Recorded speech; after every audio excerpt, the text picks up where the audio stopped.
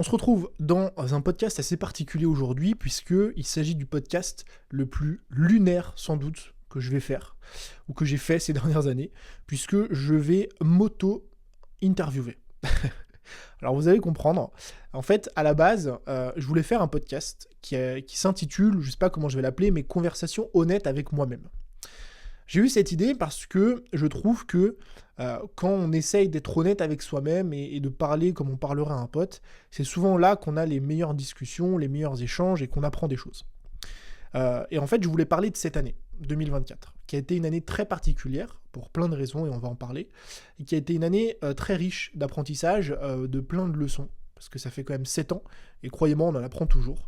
On croit, vous savez, c'est Dunning-Kruger, on croit savoir des choses jusqu'à ce qu'on passe à l'étape du dessus et qu'on se rende compte que finalement, on ne sait pas grand-chose.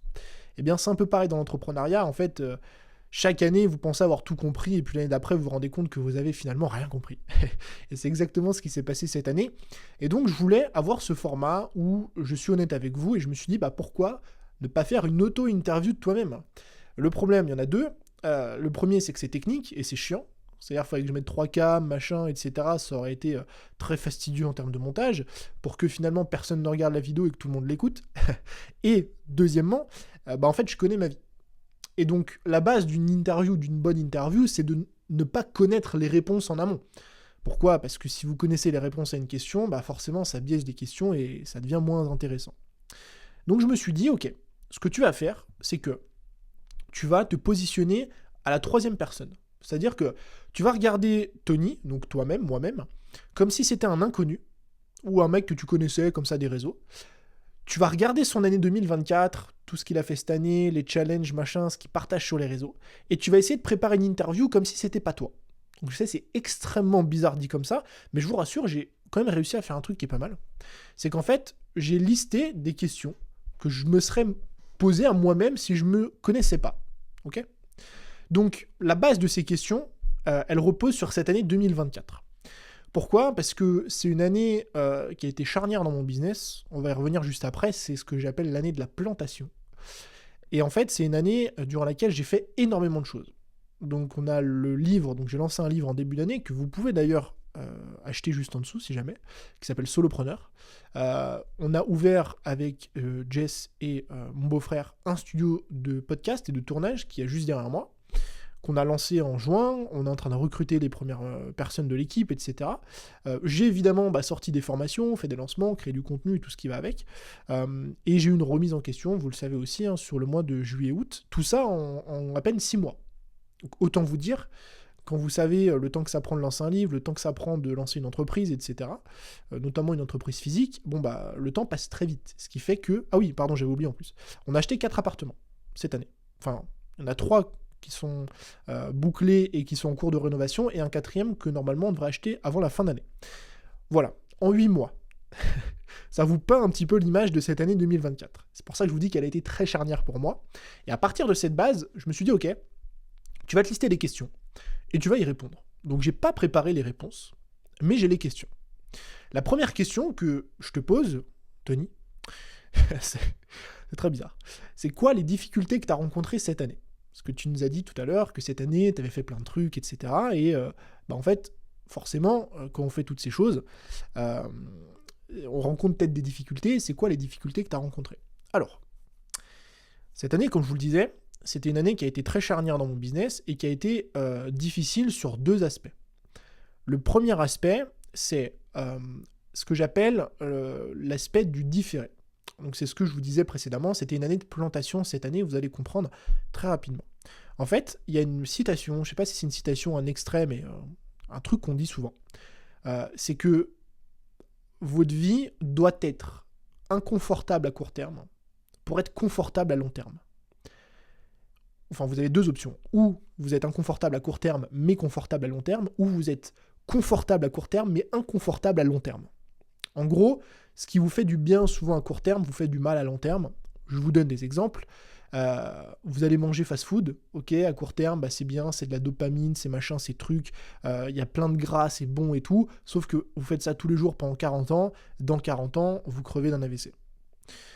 Si, pareil, vous entraînez pas, vous marchez pas, vous faites que scroller sur les réseaux, À court terme, c'est de la dopamine, c'est du plaisir, mais vous faites ça tous les jours pendant 40 ans, et je vous assure que dans 40 ans, vous allez le payer. Alors qu'à l'inverse, ne pas être sur les réseaux et lire un bouquin, marcher dehors, s'entraîner tous les jours, avancer sur son business, c'est des choses, évidemment on prend plaisir à le faire, mais c'est des choses qui sont peut-être un peu plus inconfortables ou qui demandent un peu plus de motivation. Ça demande plus de motivation tous les matins de se lever, d'aller à la salle, de faire un entraînement, de suer, de transpirer, d'aller au bout de soi-même que de se lever et de scroller sur Insta. Pourtant, à long terme, c'est ce qui va faire que vous allez avoir une très belle vie, le fait de vous entraîner, évidemment. Et donc, dans mes années plutôt entrepreneuriales, je segmente mes années, si vous voulez, en 2 catégories. Il y a les années de plantation et les années de récolte. En fait, les années de plantation sont des années où justement, je vais avoir un plaisir différé, c'est-à-dire que à court terme, c'est pas que je prends pas plaisir, c'est qu'en fait, à court terme, c'est des choses, forcément, qui me prennent du temps, qui me demandent pas mal d'efforts, de la réflexion, de la remise en question, c'est des nouveaux challenges. Par exemple, donc cette année, j'ai lancé un livre, on a acheté 3 appartements et on en boucle un 4e, on a le lancement de mes studios, donc une nouvelle entreprise avec une gestion d'équipe, avec 30 000 € d'investissement, donc en fait, toutes ces choses sont des choses qui sont assez inconfortables à court terme, parce que ça demande des réunions qu'on ne faisait pas avant, ça demande de déléguer avec une personne en plus et de rajouter un peu de management au début, le temps de tout mettre en place, de créer des nouveaux process. L'immobilier, je vous en parle pas, parce que c'est un enfer. Et donc, en fait, je sais que à court terme, comme ça, ça demande beaucoup d'efforts. Par contre, je sais que c'est des choses qui, sur 5, 10, 15, 20 ans, vont m'apporter énormément de bénéfices. Et bénéfices financiers, mais pas que, bénéfices au sens large. Et donc, ce qui a été assez difficile pour moi cette année, notamment les 8 premiers mois, c'est justement que cette phase de plantation et de plaisir indifféré. Parce que, faut se l'avouer, c'est pas quelque chose qui est évident. Quand vous lancez un nouveau projet et qu'au début, vous devez éteindre tous les feux de tous les côtés, My Studio, je vous en parle pas parce que, je vous en parle pas. C'est une nouvelle entreprise, donc forcément au début, on teste des choses, je mets en place des process, et puis je commence à faire tourner le business, et puis je me rends compte que ah merde, le process comme ça, il est pas bon, j'aurais pas dû le faire comme ça, mais comme ça. Et donc on change le process et on fait différemment et on apprend, on modifie, on apprend, on modifie. Et évidemment qu'au bout d'1 fois, 2 fois, 3 fois, 10 fois, ça tourne très bien. Mais en fait, durant justement ces phases d'apprentissage et de création de process, notamment, sur toute la partie technique du studio, en fait, voilà, faut accepter de s'accrocher. Et donc, c'est ce qui a été, je pense, c'est l'un des éléments qui a été le plus difficile cette année, c'est cette phase de plantation et de plaisir différé. Mais je l'accepte parce que je sais que d'ici 1 an, déjà je sais que l'année prochaine, j'aurai pas cette phase-là. Et je sais que d'ici quelques années, je vais remercier le Tony d'il y a 4 ans d'avoir pris le temps, d'être inconfortable pendant un certain moment parce que ça allait payer. Et donc si vous êtes dans cette phase-là, c'est ok. Ça arrive d'avoir des phases où c'est plus difficile que d'autres, d'avoir des phases où on a un peu plus de travail, d'avoir des phases où on lance des nouveaux projets, donc c'est challengeant, il y a des process qui se créent, il y a de nouvelles choses qui se mettent en place. Parce que vous êtes dans cette phase où vous plantez des petites graines que vous allez récolter dans les années à venir. Donc je pense que c'est ça. Ça a été ma plus grosse difficulté, justement cette espèce de plaisir indifféré. Et la deuxième difficulté, mais je vais y revenir après parce que je suis en train de voir les questions que je me suis posées, c'est la notion de management, donc notamment manager mon temps. Mais j'y répondrai après parce qu'il y a une autre question. Ok, hyper intéressant. Du coup, deuxième question que je me suis moi-même posée, c'est quoi, ou plutôt non, je vais inverser les questions, c'est plus logique. Donc pourquoi tu as lancé tous ces projets ? Parce que tu dis, ok, plaisir différé, plantation, etc. Mais c'est vrai qu'on peut se poser la question, pourquoi est-ce qu'on s'emmerde finalement à lancer des projets ? Pourquoi est-ce qu'on se remet dans ce truc de planter constamment des choses alors qu'on pourrait profiter tout simplement de notre business et de ce qu'on a déjà construit ? Il y a plusieurs raisons qui expliquent ça. La toute première, je pense, qui fait que cette année j'ai voulu lancer plein de choses, on a lancé plein de choses, la toute première, c'est justement cette gratification long terme. Et c'est la quête, et c'est une des difficultés d'ailleurs, c'est la balance entre la quête long terme et la quête court terme. En fait, actuellement, notamment sur l'immobilier, mais pas que, sur My Studio aussi, j'en avais déjà parlé, j'avais déjà expliqué pourquoi on lance le studio, je vais revenir dessus. Mais par exemple, si vous prenez l'immobilier, c'est clairement un investissement long terme. C'est-à-dire que j'investis en immobilier, c'est pas pour me générer des rentes, c'est pas pour être rentier, je m'en fous, je gagne très bien ma vie, je me sors un salaire, j'ai pas besoin de ça. Par contre, c'est pour que dans 10 ans, quand j'ai 40 ans, j'ai peut-être 10, 15, 20, 30 appartes, je sais pas, et que je puisse avoir à 40 ans, si j'ai envie, une retraite. Déjà, 20 ans avant, vous imaginez? Et donc, si je fais ça aujourd'hui, c'est pour cet objectif long terme de me dire, ok, en fait, plaisir différé, j'ai investi aujourd'hui pour pouvoir, dans 20 ans, kiffer avec ma retraite, kiffer ma life, et plus me poser de questions si j'ai plus envie de me poser de questions. Et c'est aussi la raison pour laquelle on lance le studio. On a lancé le studio. C'est pour monter une entreprise qui ne dépend pas, parce que c'est une autre problématique, du personal branding. Parce que vous le savez, si vous avez une marque personnelle sur Internet, c'est un énorme point fort, mais le gros point faible de la marque personnelle, c'est justement qu'elle l'est. C'est justement qu'en fait, le jour où vous arrêtez de montrer votre tête et de créer du contenu, qu'est-ce qui va se passer? Ça va être compliqué. Et moi, pour le moment, je ne me vois pas arrêter, mais qui sait? À 40, 45, 50 ans, j'aurai peut-être plus envie de montrer ma tête sur Internet, peut-être qu'Internet n'existera même pas, peut-être que ce sera différent, peut-être que ce sera des hologrammes, j'en sais rien. Et je serais content à ce moment-là d'avoir créé des assets à côté, donc une entreprise, ma studio et peut-être d'autres après, de l'immobilier, de l'investissement et compagnie, pour me dire, ok, j'ai plus besoin de ça. Je suis libre de me dire, si j'ai envie d'arrêter, j'arrête sans avoir de pression à côté. Mais en même temps, donc c'est la raison principale pour laquelle je lance tous ces projets, mais en même temps, c'est toujours un dilemme quotidien, parce que au quotidien, j'essaye, comment expliquer? Au quotidien, j'essaye de naviguer entre cette envie long terme et aussi ma vie à court terme. Pourquoi? Parce que c'est bien de penser long terme, c'est bien de penser à, ok, fais de l'immobilier, lance cette entreprise, fais ce truc-là, pour quand tu auras 40, 45, 50 ans, 60 ans. Mais je me pose aussi la question, qu'est-ce qui se passe si j'y arrive pas? Si j'y arrive pas à mes 60 ans, en fait, à mes 50 ans, à mes 40 ans. Il y a aussi cette question qui me taraude en me disant, ok, mais il faut aussi que tu apprécies l'instant T. Parce que sinon, en fait, tu rentres dans un schéma constant où tu t'arrêtes jamais. Où tu te dis, ok, j'achète un appart, et puis après, je prends l'exemple de l'appart, mais ça peut être autre chose. J'achète un appart pour quand j'aurai 50 ans, et puis quand l'appart il est terminé, ok, vous l'avez mis en location, machin et tout. Pourquoi ne pas acheter l'appart d'après, finalement?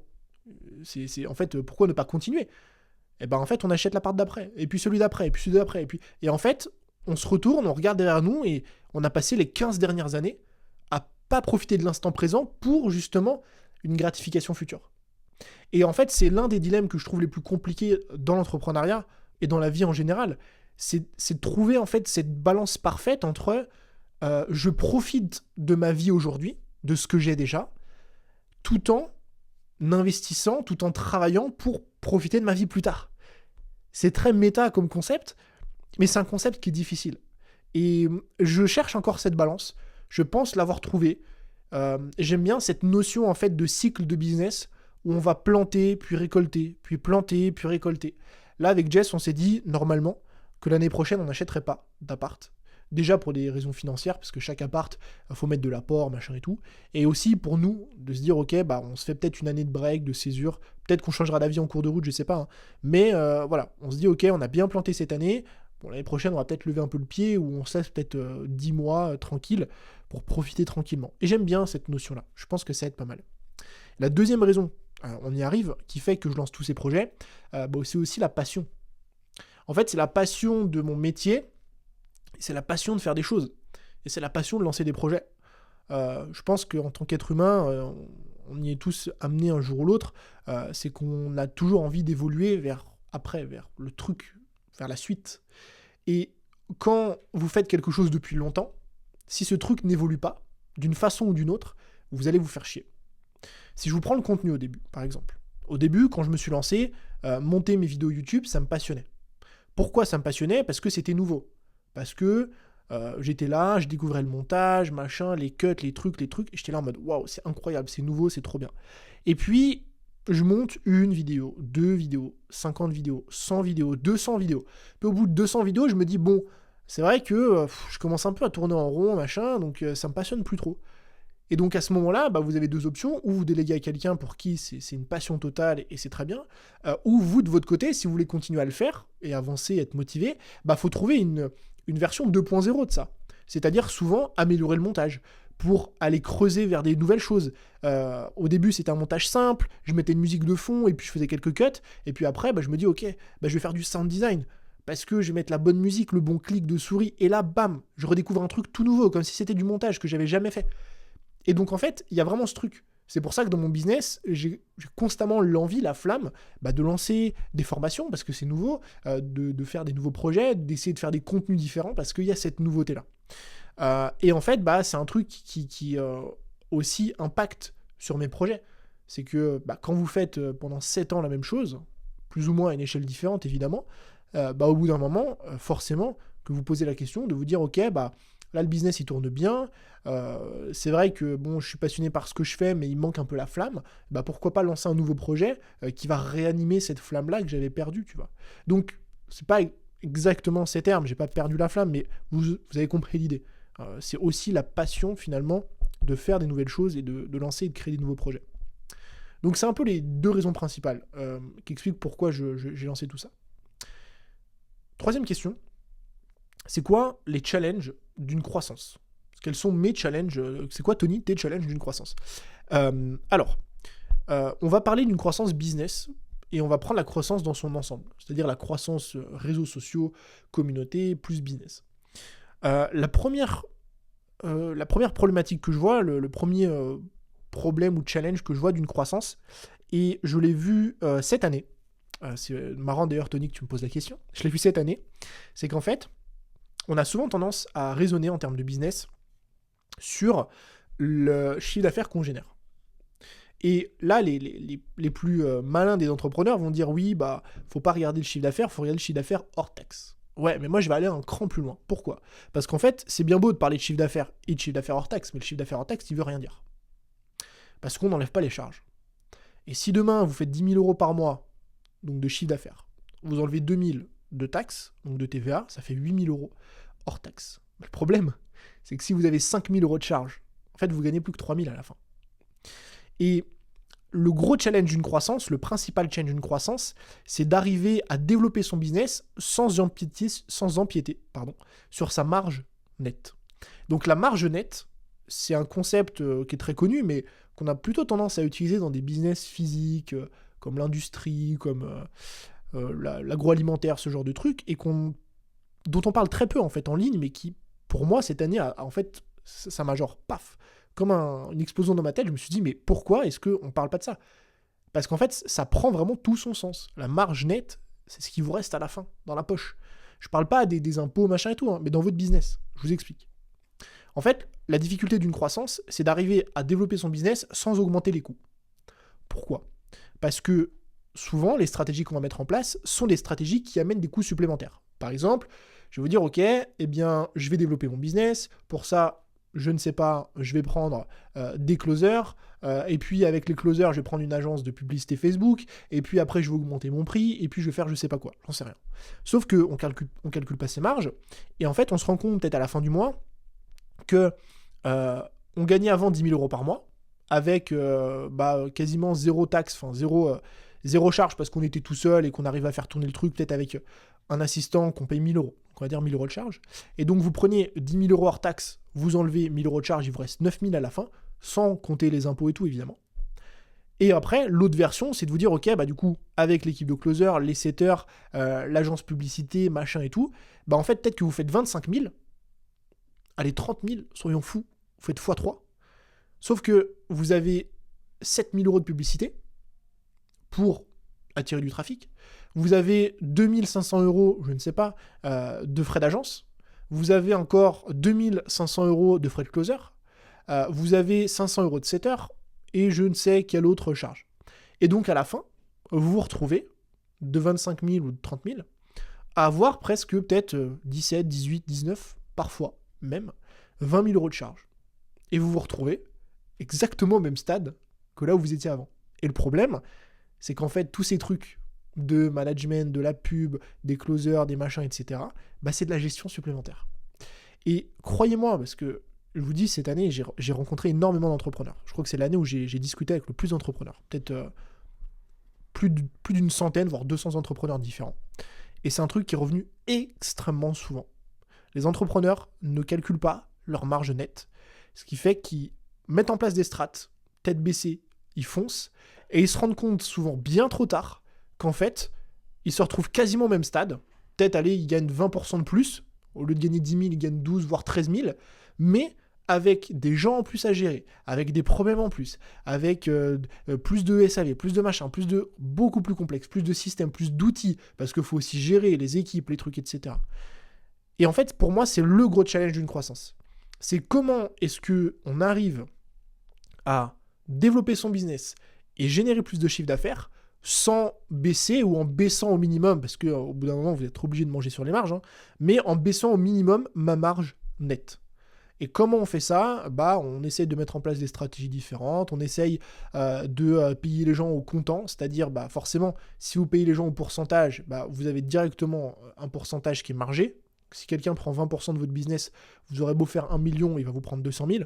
Et donc, plus on ajoute de pourcentage, déjà, par exemple, l'agence, elle prend 10%, les closers, ils prennent 10%, le machin, il prend 10%. Déjà, vous avez lâché 30%. Donc, il y a plein, évidemment, de sujets dont on pourra parler. Hein. Dites-moi, d'ailleurs, si ça vous intéresse, que j'en fasse un épisode dédié. Mais en tout cas, je trouve que c'est un des gros challenges. Et le deuxième gros challenge, je trouve, en tout cas, de la croissance, c'est un challenge d'ego. En fait, c'est un challenge d'ego, et on y reviendra à la fin, parce que j'ai quand même noté des leçons importantes de cette année.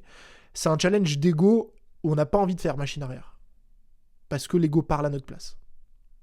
Quand on fait une année à 100 000, ou à 200, ou à 500, et que l'année d'après, on fait 300, en fait, ça fait mal à l'ego, ça tape dans l'ego. Et on va justement essayer de pas redescendre, de pas faire machine arrière, en regardant uniquement via le prisme des revenus, en regardant uniquement notre vie via ce prisme-là. De se dire combien mon business a fait. Et pas de se dire, ok, est-ce que Tony, t'as vécu une belle année ? Est-ce que tu t'es fait des amis ? Est-ce que t'as voyagé ? Est-ce que t'as lancé d'autres projets qui n'ont rien à voir avec l'argent ? Est-ce que t'as fait ci ? Est-ce que t'as fait ça ? Et en fait, l'ego parle énormément à notre place. Et c'est un des gros challenges, justement, de la croissance. C'est d'arriver à garder en tête cette notion de croissance, mais tout en maîtrisant son ego.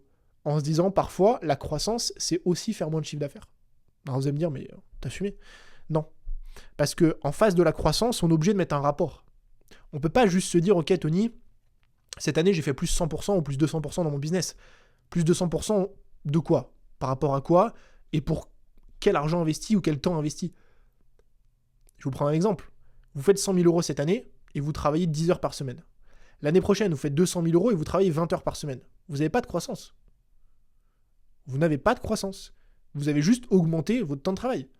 Et en fait, la croissance, c'est une équation à deux inconnus. Enfin, à deux connus plutôt. C'est que d'un côté, on a la croissance, et de l'autre côté, on met quelque chose en face. Ça peut être le temps, l'argent, ce que vous voulez. Et donc, en fait, parfois, une décroissance peut être, en quelque sorte, une croissance. C'est-à-dire que l'année dernière, vous avez fait 100 000, cette année, vous faites 80 000, mais vous bossez 2 fois moins. Et donc, ramener au taux horaire, c'est une énorme croissance. Et en fait, j'aime bien avoir ce truc où on essaye...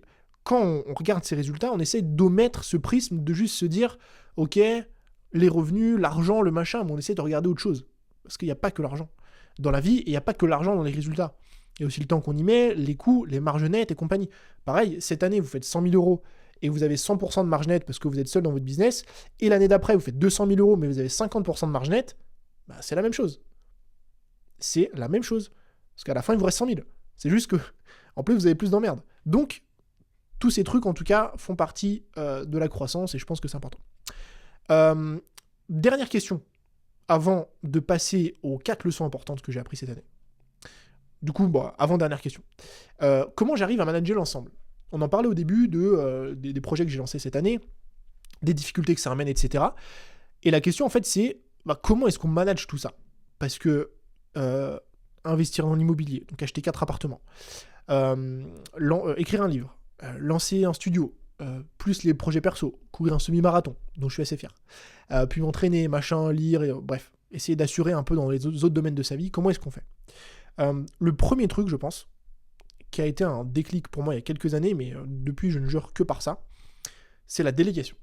Et en fait, c'est un vrai sujet chez les entrepreneurs, parce que les entrepreneurs, déjà de 1, ne veulent pas déléguer, par souci d'ego, désolé de vous le dire, mais c'est juste par souci de l'ego, c'est qu'une question d'ego, de croire que vous êtes les meilleurs pour faire des trucs, de vous dire oui, mais tu sais, moi, Tony, si je monte pas ma vidéo, si c'est pas moi qui fais ma page de vente, si je fais pas mes visuels, machin, oh là là, les gens vont le faire moins bien que moi. Ça va être moins bien. Bah non, pas du tout. Croyez-moi, il y a des gens qui sont bien plus compétents que vous sur plein de sujets. Et en fait, vous, votre cœur de métier, sans doute, qui ne repose pas là-dessus. Et en fait, le jour où j'ai compris ça, où j'ai délégué pour la première fois, j'ai comme pris une claque. C'est comme si il y avait un deuxième moi qui s'était installé à côté. Parce qu'en fait, quand moi, j'étais en train de bosser sur un truc, il y avait l'autre moi, à l'époque, du coup, qui est Maxime, qui monte ce podcast. En fait, elle était à côté de moi en train de... Enfin, c'est comme si elle était à côté de moi en train de monter ma vidéo. Et je me suis dit, attends, mais genre, c'est méta le truc, c'est incroyable. Et vraiment, la délégation, c'est sous-côté. C'est sous-côté. Parce que les gens ne délèguent pas assez, ne délèguent pas assez tôt, et délèguent extrêmement mal d'ailleurs. C'est tout un sujet, évidemment. Mais j'arrive à manager l'ensemble parce que j'ai délégué beaucoup de choses. J'ai délégué dans mon business actuel, j'ai délégué l'immobilier. C'est-à-dire que l'immobilier, j'ai délégué la recherche de biens, j'ai délégué le montage du dossier bancaire, la recherche du prêt, j'ai délégué les travaux. Alors oui, ça demande de la gestion parce que faut vérifier les trucs, faut envoyer les documents, mais ça me demande tellement moins de temps. Et il vaut mieux avoir 80% d'un énorme gâteau que 100% d'un petit gâteau.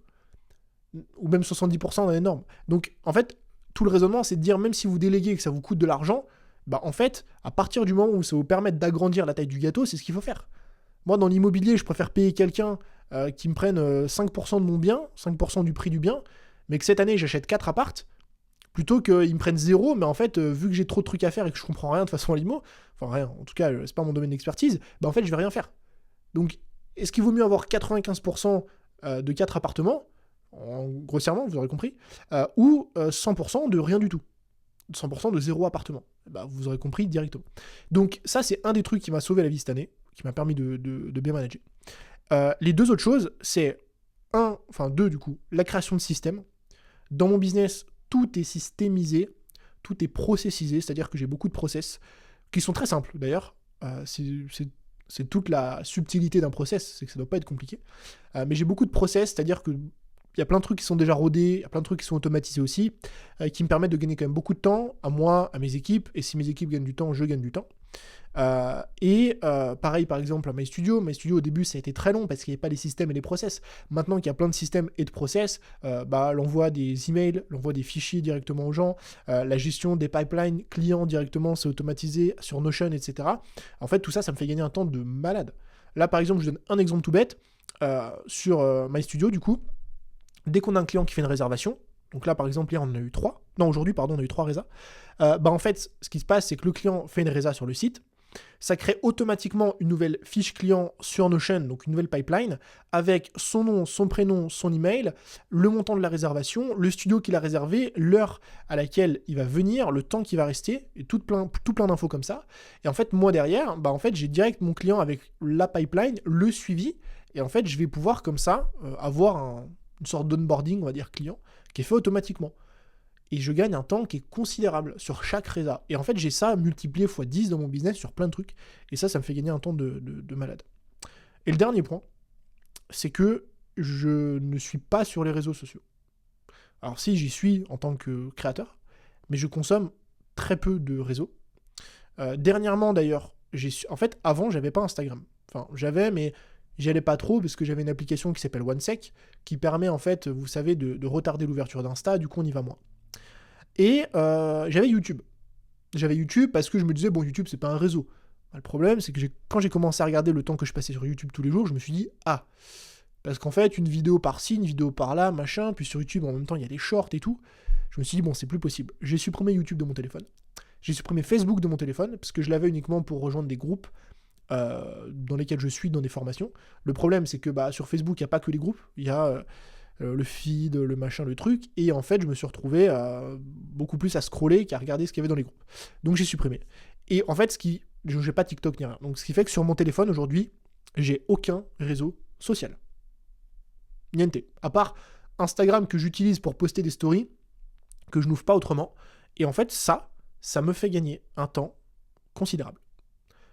Allez dans votre téléphone, réglage, temps d'écran, je crois, et regardez. Et j'ai juste ça à dire. Vous y passez sans doute beaucoup plus de temps que... Enfin, beaucoup plus. Oui, beaucoup plus de temps que vous ne le croyez. Et ce temps, c'est du temps que vous ne passez pas à faire d'autres choses. Et je vais pas avoir le discours des mecs, vous savez, à Dubaï, en mode oui, mais c'est du temps que tu passes pas à bosser sur ton business, tu pourrais doubler la concurrence, et puis machin, et prendre de l'avance. Non, prendre de l'avance sur qui en fait? C'est pas ça. C'est ce temps, où est-ce que tu as envie de le passer?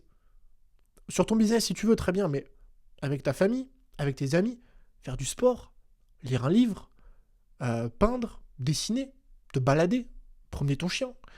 Et en fait, tous ces moments-là, c'est des moments qui ont beaucoup plus d'importance que regarder la vie de gens dont vous n'avez sans doute rien à foutre, en fait, sur Insta.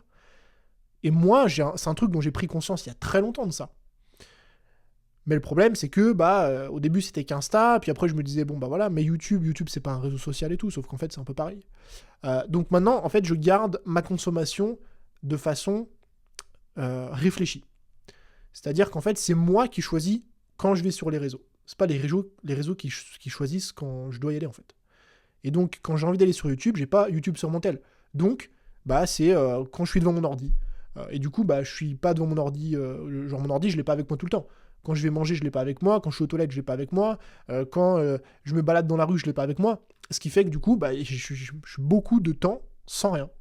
Et ça me laisse le temps de réfléchir, de faire d'autres choses. Et donc, c'est un des moyens que j'ai pour manager mon temps cette année. Donc, il nous reste une dernière question que j'aimerais m'auto-poser. C'est quelles sont finalement les leçons principales que tu tires de cette année 2024. Et là, pour le coup, j'ai triché un peu, je vous avoue, parce que j'ai noté 4 leçons. La première leçon, c'est une leçon qui est tirée d'un bouquin. Alors, vous n'avez pas besoin d'aller le lire, parce qu'il n'y a que ça à retirer du livre. Un bouquin dont je parle très souvent, c'est « What got you here won't make you there ». Je ne sais plus exactement. Mais en gros, ce qui vous a emmené ici ne vous emmènera pas là-bas. Et en fait, ce que j'ai appris cette année, c'est que cette phrase, elle a double sens. Parce que ce qui vous a amené à 5 000 euros par mois ne vous amènera probablement pas à 10 000 euros par mois. Ou à 20 000, ou à 30 000, ou à 50 000. Il faudra sans doute faire des choses différentes. Mettre en place de nouveaux process, changer un truc, parce que ce qui vous permet de monter une marche ne vous permet pas sans doute de monter la marche d'après. Mais cette année, donc ça je l'avais compris depuis l'année dernière. Par contre, cette année, j'ai compris l'autre sens de cette phrase, qui est qu'en fait, faut surtout pas arrêter ce qui vous a emmené à 5 000 euros par mois. Parce que ce qu'on a tendance à faire, et c'est ce que moi j'ai fait dans le passé, c'est qu'en fait, j'ai petit à petit arrêté ce qui m'avait amené au niveau 1 pour tout effacer et puis essayer de mettre en place ce qui allait m'amener au niveau 2. Sauf qu'en fait, c'est pas comme ça que ça marche. Il faut garder ce qui vous a amené au niveau 1 et mettre en place de nouvelles choses qui vont vous emmener au niveau 2. Moi, ce qui m'a emmené au niveau 1 et au niveau 2, 3, 4, c'est le contenu. Enfin, un des trucs qui m'a emmené là, c'est le contenu. C'est les formats, c'est le fait de faire des choses par passion, par envie, par amour. Et ça, je l'ai arrêté. Et donc forcément, petit à petit, les résultats sont de moins en moins là, et puis ça marche de moins en moins, et puis on se pose la question, pourquoi ça marche moins? C'est comme le sport. C'est comme, des fois le sport, on se dit, mais mince, pourquoi est-ce que je régresse, peut-être que ma forme physique, elle régresse, mes performances, elles régressent, et puis après, on regarde, en fait, il y a 1 an, je m'entraînais 6 fois par semaine, ou 5 fois par semaine, et aujourd'hui, je m'entraîne 3 fois par semaine. En fait, toute la réponse, elle est là-dedans. Donc, je pense qu'il faut garder ça en tête. C'est un élément important. Le deuxième point, la deuxième leçon, c'est que la passion est le moteur de l'ambition. Alors là, je ne vais pas parler d'ambition au sens premier du terme, ou le sens assez habituel, où on va vous dire faut être ambitieux, faut être ambitieuse, il faut que tu aies de l'ambition, que tu montes une boîte qui fasse 10 millions, machin. Pour moi, l'ambition, en fait, c'est pas forcément un truc monétaire. Pour moi, l'ambition, c'est l'envie de faire quelque chose, et souvent l'envie de faire quelque chose de mieux. Et comment est-ce qu'on fait quelque chose de mieux, ou comment est-ce qu'on fait les choses? On fait les choses quand on passe à l'action. Vous pouvez être ambitieux dans votre vie perso, et vous devez l'être d'ailleurs. Vous devez être ambitieux dans vos relations. Être ambitieux dans ses relations, ça ne veut pas dire avoir beaucoup de relations, c'est pas toujours dans le plus. C'est avoir des bonnes relations. Vous pouvez être ambitieux dans le sport, dans votre santé, vous dépassez à chaque fois. Vous pouvez être ambitieux dans l'art, dans ce que vous voulez.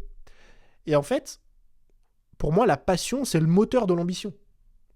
Parce que qu'est-ce qui fait que on est ambitieux et que on avance vers ce qu'on veut, vers là où on veut aller? C'est l'action. C'est qu'en fait, si demain vous voulez avoir des bonnes relations, comment est-ce qu'on a des bonnes relations? En faisant ça, ça, ça et ça. Mais qu'est-ce qui amène l'action? C'est la passion.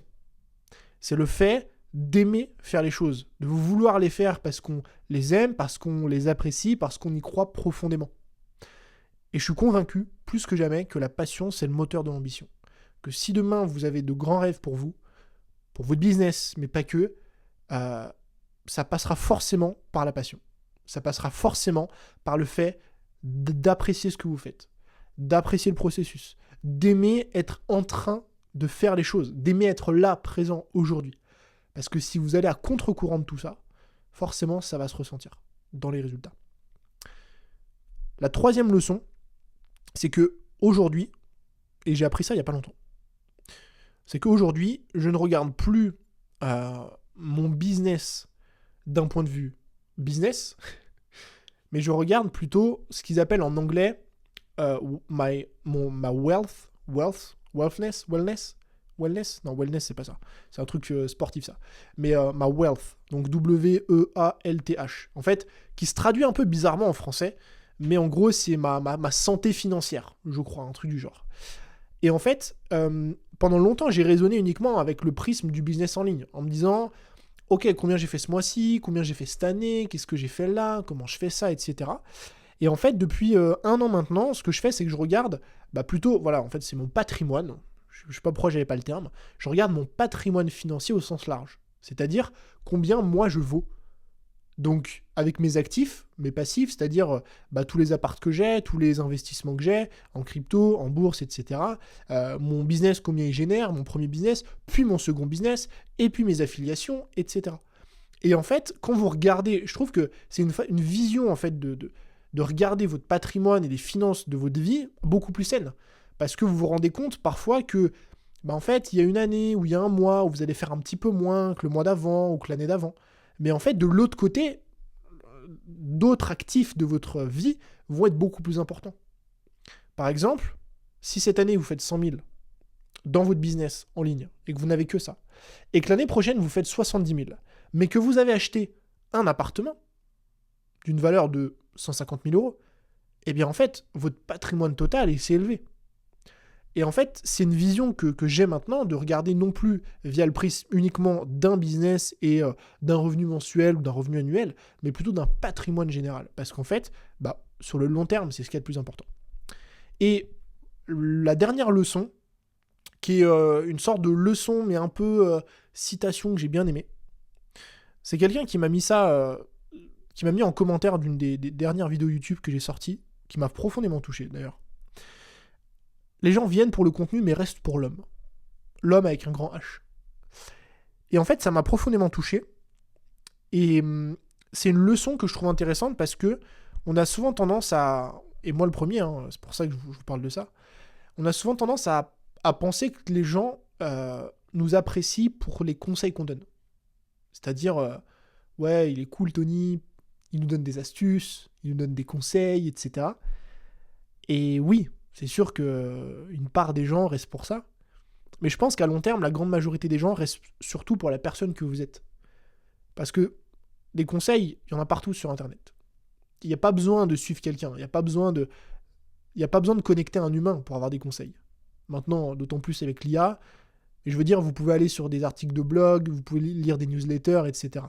Mais ce qui fait que finalement, les gens vont connecter avec votre personne, c'est vous-même. C'est votre être. C'est ce que vous dégagez, c'est la façon dont vous parlez, c'est votre, entre guillemets, marque personnelle. Et je trouve que c'est une leçon importante à comprendre. De garder en tête que, oui, il y a le contenu qu'on partage, il y a les conseils qu'on donne, mais à terme, très souvent, les gens vont beaucoup plus rester pour la personne que les conseils qu'elle donne. Donc, on a terminé avec cette auto-interview. Merci Tony d'avoir répondu à ces questions. De rien Tony. C'était un plaisir. Merci en tout cas de m'avoir écouté. C'était très méta, mais j'ai très apprécié vous faire cet épisode en toute honnêteté, finalement avec moi-même et avec vous-même, je pense. On se retrouve du coup dans un prochain épisode de podcast. N'hésitez pas, si ça vous fait plaisir, à noter l'épisode pour le soutenir, à mettre en commentaire les sujets qui vous intéressent, notamment, je l'ai abordé rapidement, je crois, il me semble que c'était dans cet épisode, oui, la partie sur la marge nette, si ça vous intéresse, j'en ferai un épisode plus complet. Je vous dis à très bientôt, du coup, pour un nouveau contenu. C'était Tony.